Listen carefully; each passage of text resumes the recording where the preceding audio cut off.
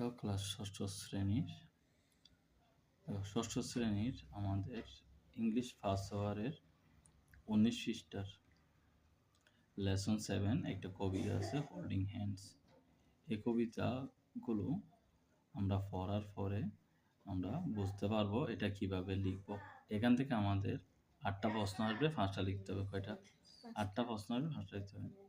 তাহলে আমরা একটু পড়ে দেখবো। এটা হচ্ছে একটা হাতির গল্প, হাতিরা কিভাবে হাঁটে।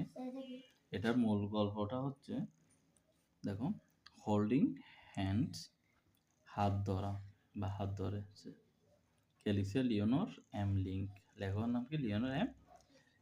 এলিফ্যান্ট ওয়াকিং, এলিফ্যান্টস আছে না, এস আছে না, তাহলে বহু বচন।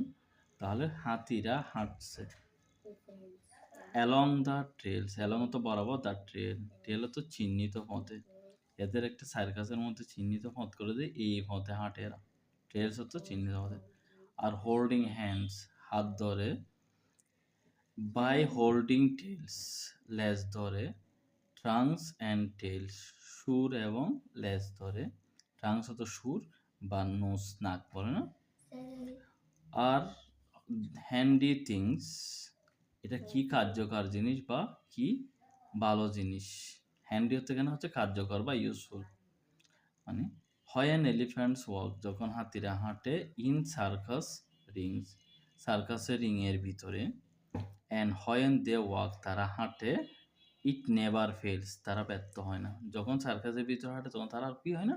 ব্যর্থ হয় না। একটা নির্দিষ্ট সীমায় এরা হাঁটে, এই সীমার যতটুকু দিচ্ছে সীমার ভিতরে হাঁটে।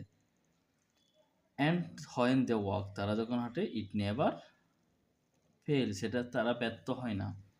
দে আর হোল্ডিং হ্যান্ডস, তারা হাত ধরেছে। বাই হোল্ডিং টেলস, লেজ ধরেছে। তাহলে এটার গল্পের একটা মূল উদ্দেশ্য হচ্ছে, সামারি হচ্ছে, আমরা যখন একটা নির্দিষ্ট সরলরেখায় একটা কোনো একটা জিনিস লক্ষ্য করে আমরা যখন হাঁটবো, তখন আমরা কি হব না? ব্যর্থ হব না। এরা যেমন সার্কাসের, ধরো একটা সার্কাসের ভিতরে, এই সার্কাস বরাবর হাঁটবে, আর বাইরে যাবে না। এরা একজনের লেজ, দেখো, একজনের লেজ আরেকজনের কি সুর দিয়ে ধরছে। ঠিক তেমনি আমরা যদি প্রত্যেকটা কাজে যদি একের পর এক সবাই মিলে একজন হাত ধরে করি, তাহলে আমরা কি করবো না? উই নেভার ফেল, আমরা ব্যর্থ হব না।